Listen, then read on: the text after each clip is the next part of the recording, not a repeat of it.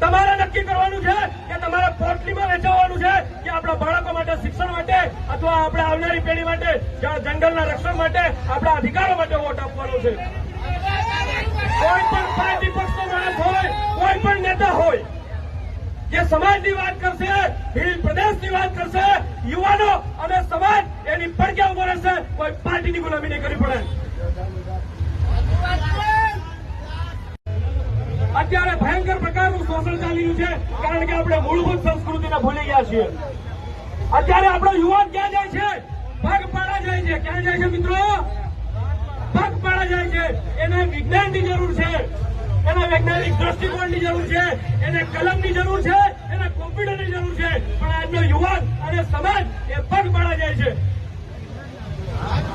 ઉપવાસ રાખે છે, અલગ અલગ પ્રકારના અંધશ્રદ્ધાઓમાં, કુરિવાજોમાં અને વહેમોમાં ભરાઈ ગયો છે.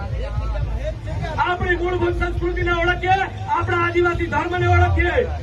આપણે ડાળું કરતા હતા, આપણે ગુંદરું કરતા હતા, આપણે ઝાંકો કરતા હતા,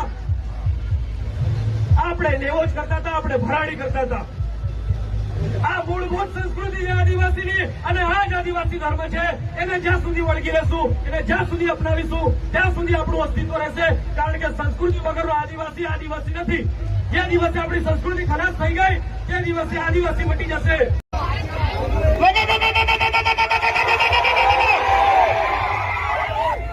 કે લડી લેવી પડે માયા, લડી લેવી પડે.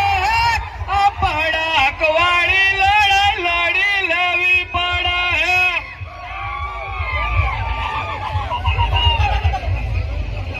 કઈ લડાઈની વાત ચાલુ છે મિત્રો?